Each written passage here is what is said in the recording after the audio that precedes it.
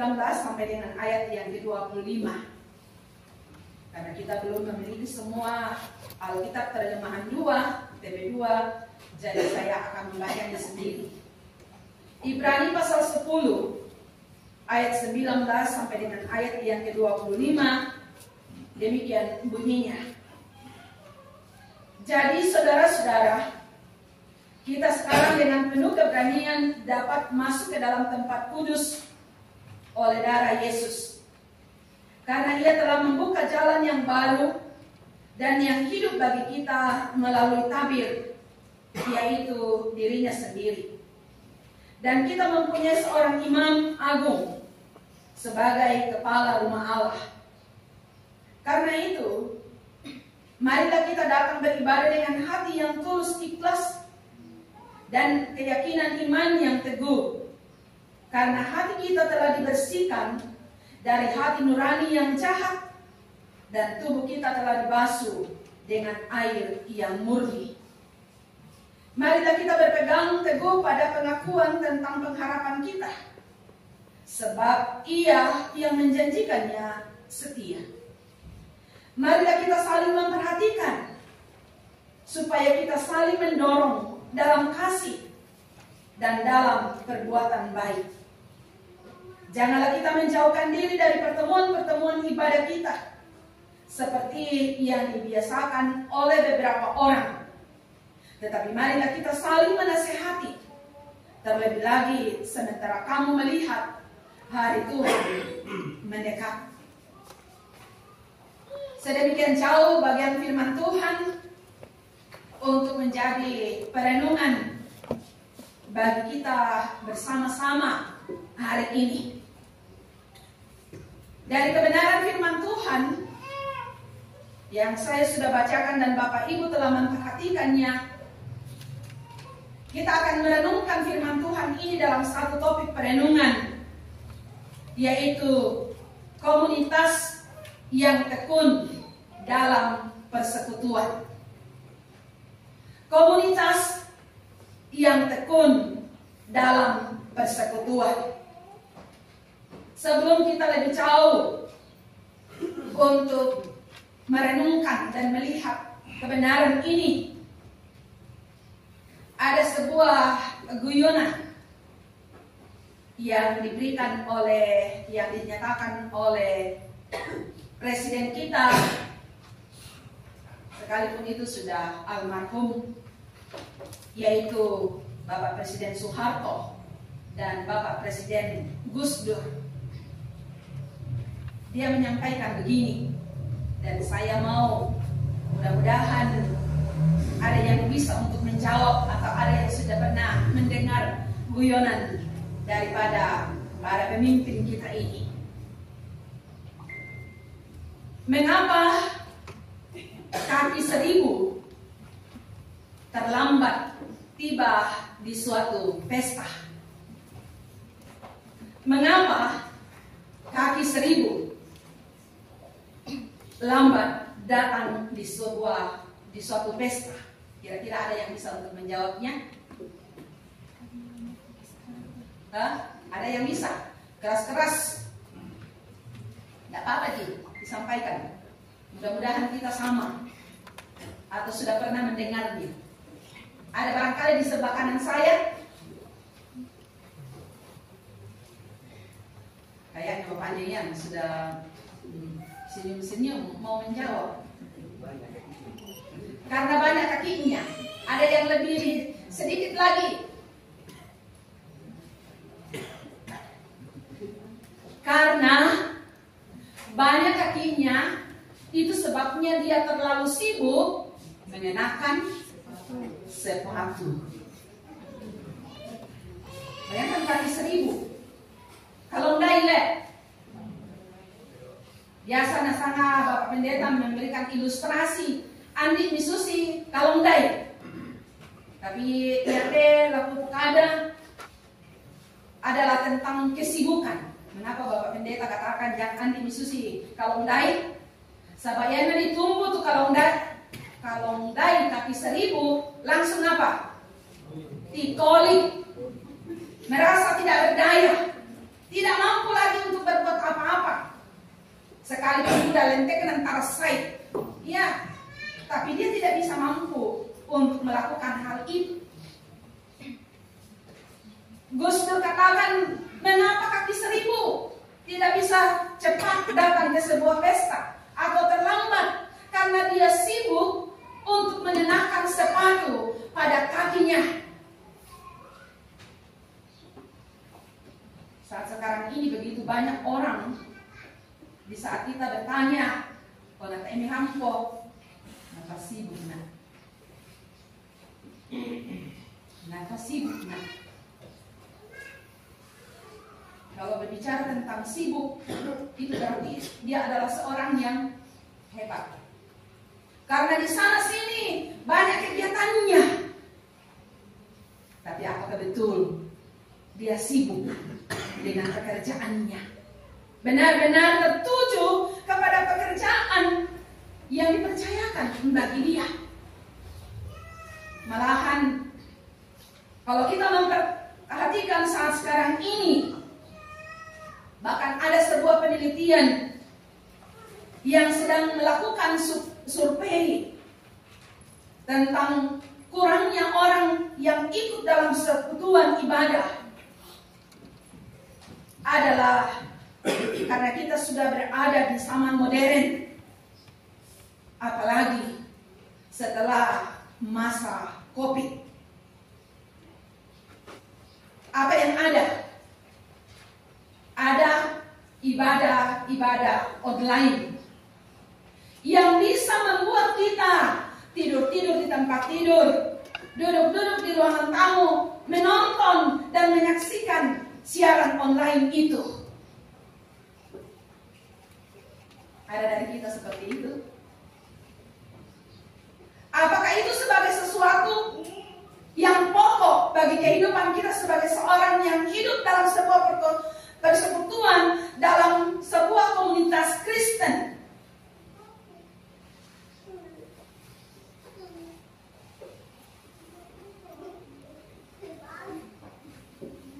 Melalui kebenaran ini memperlihatkan kepada kita bahwa melalui tayangan-tayangan yang secara online kita ikuti, itu hanyalah sebuah tambahan. Itu adalah sebuah tambahan untuk kehidupan kerohanian kita. Jangan katakan, oh saya sudah. Itu kalau sudah berarti itu adalah sesuatu yang pokok yang kita sudah lakukan di dalam kehidupan. Itu hanyalah sebagai tambahan. Mungkin dari saat kita hidup dalam sebuah persekutuan, kita hadir dalam persekutuan, kita tidak mendapatkan itu. Tapi melalui ibadah-ibadah online, kita mendapatkan itu menjadi sebuah wawasan tambahan bagi kehidupan kita. Penulis surat Ibrani memberikan, atau Lembaga Alkitab Indonesia memberikan judul dalam bacaan kita tentang ketekunan. Surat ini ditulis untuk orang-orang Kristen yang saat itu sedang menghadapi sebuah bahaya. Bahaya tentang apa? Kalau kita memperhatikan di dalam ayat yang ke-32, mulai dari ayat yang ke-30 sampai dengan ayat yang ke-36, itu memperlihatkan tentang keadaan, situasi yang termasuk di dalamnya bahaya yang sedang mengancam orang-orang Kristen saat itu adalah tentang ajaran sesat, tentang penderitaan dan penganiayaan yang dialami oleh orang Kristen. Bahkan orang-orang Kristen yang hidup dalam pengharapan untuk menantikan kedatangan Kristus, sepertinya mereka sedang berada di dalam keadaan lesu.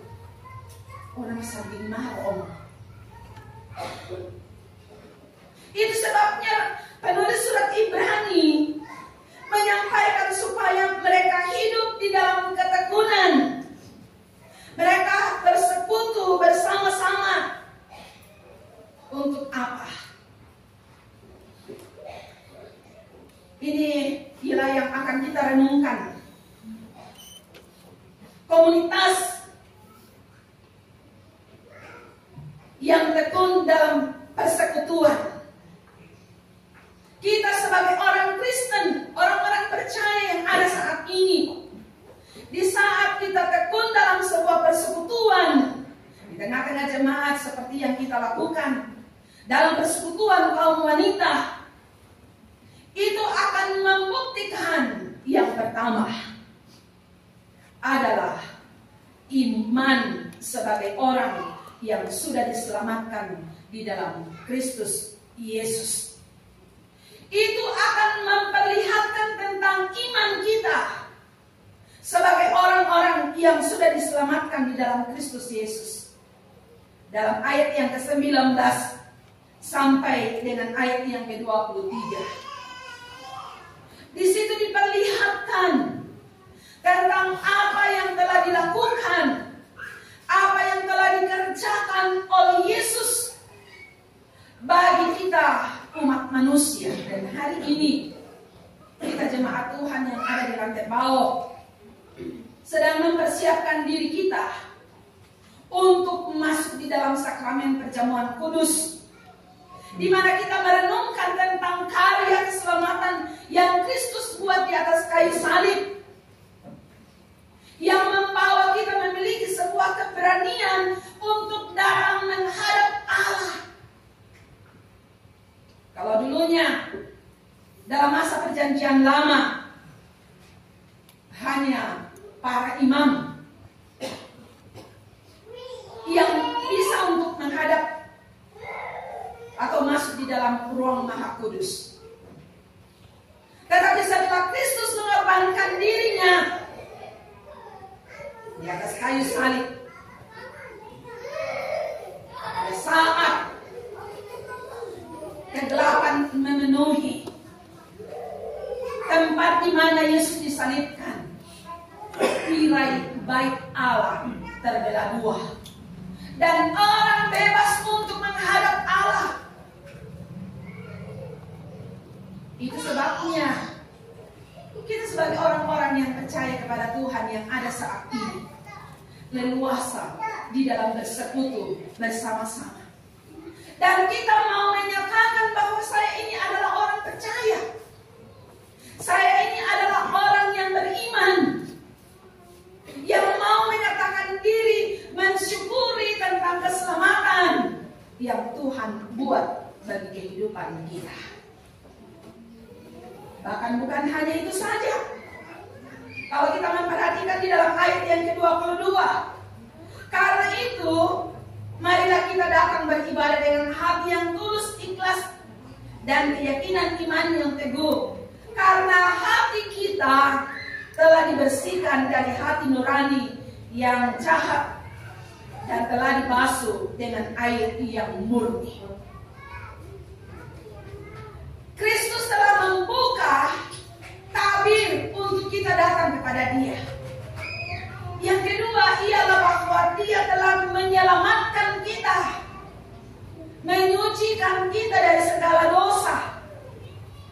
Itu sebabnya yang kita harus buat adalah bagaimana kita datang beribadah dengan hati yang tulus, bukan penuh dengan kemunafikan. Begitu banyak orang masuk dalam sebuah persekutuan, tetapi dipenuhi dengan kemunafikan. Kehadiran mereka di dalam rumah Tuhan adalah sebuah rutinitas saja, tapi tidak melihat bahwa mereka sedang menghadap Allah yang kudus. Mereka datang dengan penuh ketulusan hati karena melihat karya yang luar biasa telah dilakukan oleh Kristus, menyucikan dari segala dosa. Karena itu Bapak Ibu jemaat yang dikasihi oleh Tuhan, kalau kita sebagai orang-orang yang sudah dipersatukan dalam komunitas Kristen, maka Allah menuntut kita untuk tekun dalam persekutuan itu. Karena itulah yang akan membuktikan bahwa kita memiliki iman, dan sebagai tanda bahwa kita adalah orang-orang yang sudah diselamatkan di dalam Kristus Yesus. Sekali lagi, mari kita melihat hal ini tentang apa yang Tuhan buat dan kita syukuri.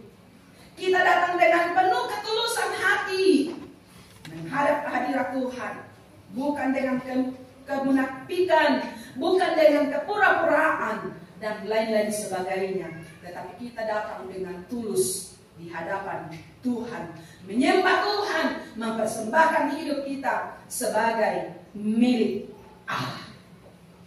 Yang kedua, mengapa kita sebagai orang-orang yang percaya sebagai satu komunitas tekun dalam persekutuan?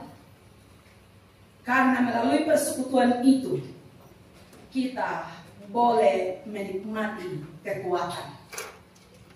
Dalam ayat yang ke-24 dan ayat yang ke-25. Marilah kita saling memperhatikan supaya kita saling mendorong dalam kasih dan dalam perbuatan baik. Janganlah kita menjauhkan diri dari pertemuan-pertemuan ibadah kita seperti yang dibiasakan oleh beberapa orang, tetapi marilah kita saling menasehati, terlebih lagi sementara kamu melihat hari Tuhan mendekat. Bapak Ibu jemaat yang dikasihi oleh Tuhan, ada satu kata yang diperlihatkan di dalam ayat yang ke-24 untuk membuat kita melihat bahwa dalam sebuah persekutuan ada kekuatan. Adalah di dalam ayat yang ke-24, saling memperhatikan. Bapak Ibu jemaat yang dikasihi oleh Tuhan, hati-hati dengan kata saling memperhatikan di sini. Karena apa? Kalau kita mau melihat, bagus kalau kita melihatnya dari sisi positif. Tapi kalau kita mau melihat dari segi negatif, lakukan bahasa yang bahasa Toraya, lasi tiro-tiro ki.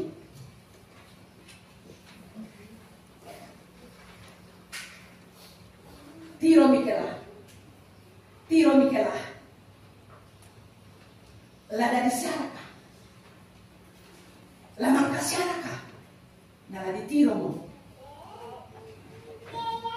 Tapi penulis surat Ibrani memberikan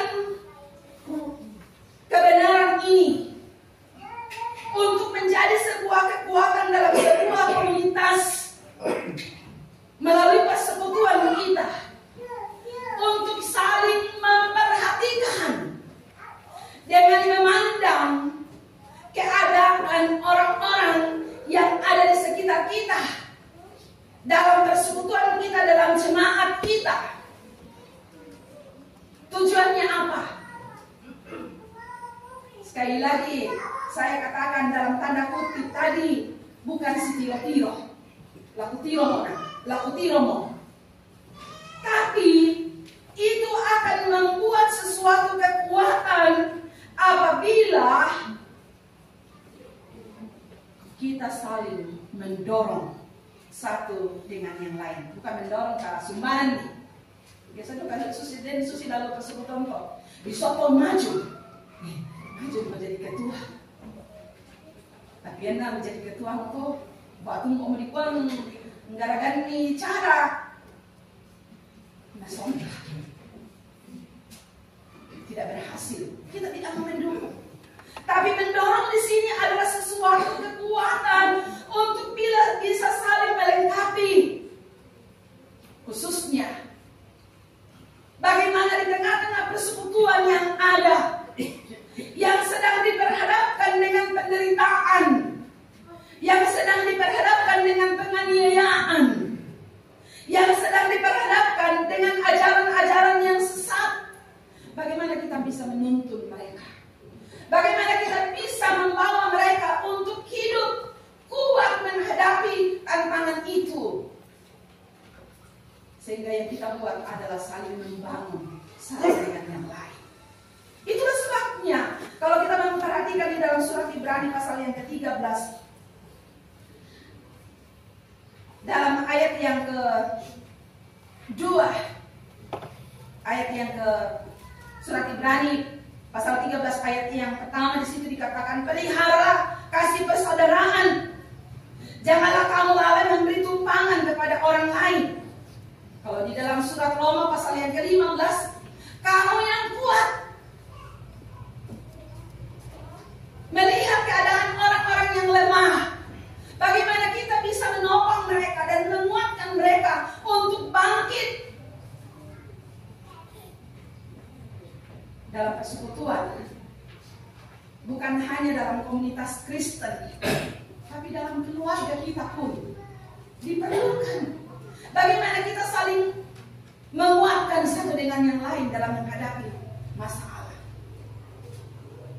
Karena itu, sebagai seorang yang percaya kepada Tuhan, mari di dalam kita membina persekutuan supaya setiap anggota bisa memiliki kekuatan menghadapi setiap tantangan. Mari kita saling menguatkan, mendorong satu dengan yang lain. Dalam ayat yang ke-24 bagian yang terakhir dikatakan, saling mendorong dalam kasih dan dalam perbuatan baik. Apa yang kita lakukan adalah sesuatu yang baik dalam kehidupan ini. Mari kita saling memotivasi satu dengan yang lain, memberikan semangat, sehingga di saat orang-orang yang ada di sekitar kita mungkin lemah, mungkin tidak berdaya karena masalah yang dihadapi, kita hadir di situ menguatkan dan memotivasi dia untuk lebih semangat menjalani kehidupan yang Tuhan karuniakan.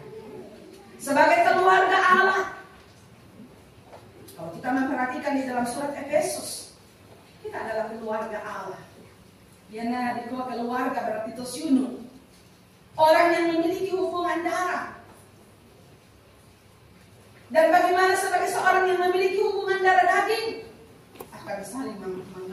akan saling memperhatikan satu dengan yang lain. Itu sebabnya dalam surat Pengkhotbah, saya membacakan bagian ini, Pengkhotbah pasal yang keempat, ayat yang ke-9 dan ayat yang ke-10. Bagaimana kita sebagai orang-orang yang percaya kepada Tuhan menjalani kehidupan yang Tuhan karuniakan.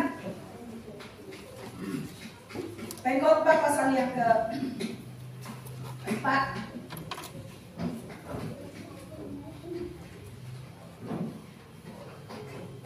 ayat 9 dan ayat yang ke-10. Apa yang dikatakan oleh firman Tuhan?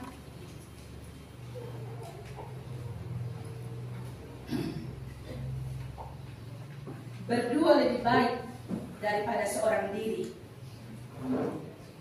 karena mereka menerima upah yang baik dari jerih payah mereka.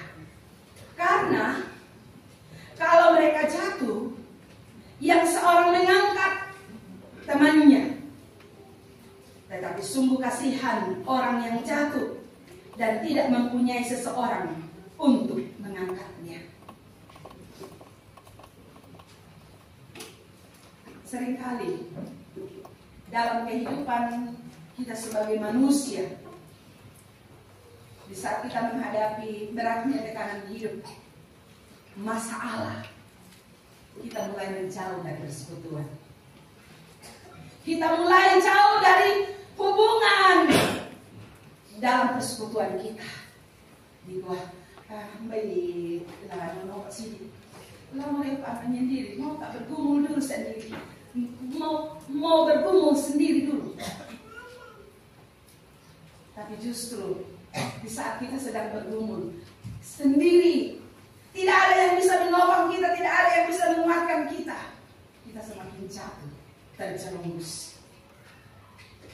Pengkhotbah katakan lebih baik berdua. Sekalipun ini menunjukkan kepada banyak orang menafsirkan kepada pasangan hidup, tapi saya mau membawa kita ke dalam sebuah persekutuan sungguh luar biasa. Kalau kita hidup dalam persekutuan, ada yang jatuh, ada yang bisa mengangkatnya, ada yang bisa menasehati, dan lain-lain sebagainya. Karena itu Bapak Ibu jemaat yang dikasihi oleh Tuhan, mari di dalam kehidupan kita sebagai orang yang percaya kepada Tuhan, sebagai sebuah komunitas, kita tekun dalam persekutuan, karena itu akan membuktikan iman kita. Yang kedua, melalui persekutuan itu kita akan mendapatkan kekuatan, karena kita saling mendorong, kita saling menasehati, kita saling mengangkat, kita saling melengkapi satu dengan yang lain. Tapi kalau kita jauh, kita menjauhkan diri dari persekutuan, itu tidak akan membuat masalah kita bisa selesai. Malahan akan semakin membawa kita jatuh, lemah, dan tidak berdaya untuk bangkit. Dan karena itu, mari di dalam kehidupan kita sebagai seorang yang percaya kepada Tuhan, jadilah komunitas yang tekun dalam persekutuan. Karena disitulah kita akan boleh membuktikan iman kita. Dan juga kita akan saling menguatkan satu dengan yang lain. Mari kita berdoa.